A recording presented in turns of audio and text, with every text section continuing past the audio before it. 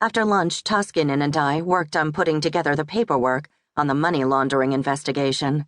The sun was already setting by the time I turned my Fiat toward Nuxio. After Auntie and I had moved to the cottage, we'd given in and bought a used car. During the summer, my commute was a breeze by bike, or even walking if I wasn't in a hurry, and Auntie didn't mind walking half a mile to the bus stop, or even having to transfer once to get to the math department at the university. But trips to the store and things like that were difficult enough that we'd decided to drop a few thousand on the ancient black Italian job.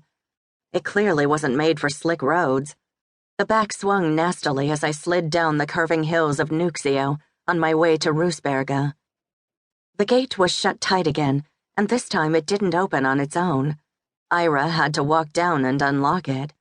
The last rays of the sun struck Roosberga Manor at an angle, painting the delicate pink walls the color of a blazing red rose garden. Mila was outside smoking.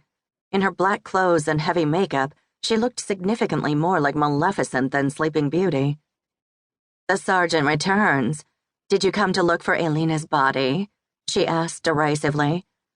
Ira recoiled at Mila's words, as did I, but when I looked closely at Mila, I thought I detected genuine concern. "Hopefully not," I said, stepping past Mila into the entryway. Muffled piano music was coming from somewhere. It was the same Satie piece Auntie sometimes practiced for fun. "Let's go have a look at Elena's room, then maybe you'll understand my concern."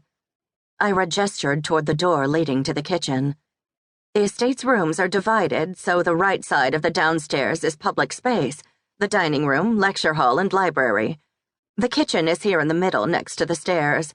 Upstairs are the guest rooms where we house course participants. Our rooms are on the other side of the kitchen."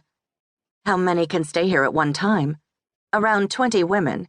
We have 8 bedrooms upstairs. Our rooms are here," Ira said, opening a narrow blue door to the left of the kitchen.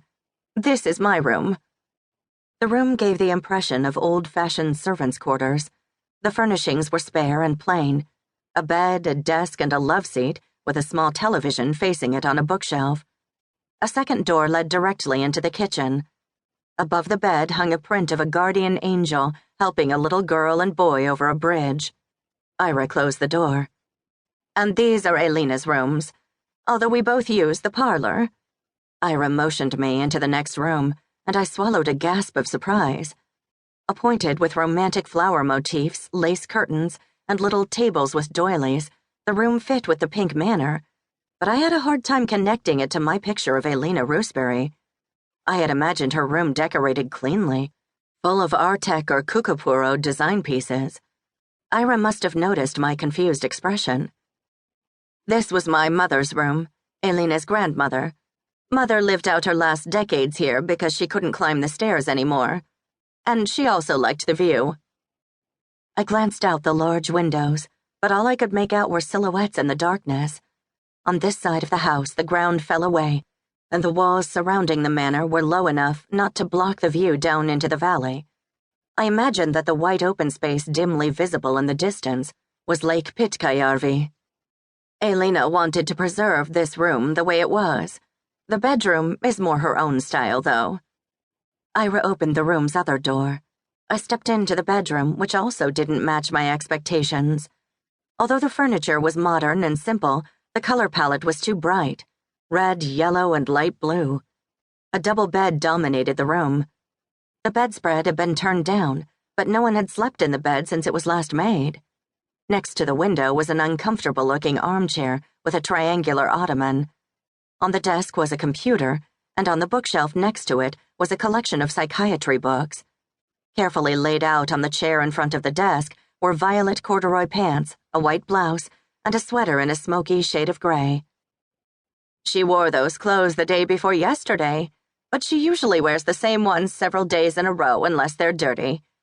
And if she left those clothes on the chair instead of putting them in the dirty hamper, then—" Ira went silent.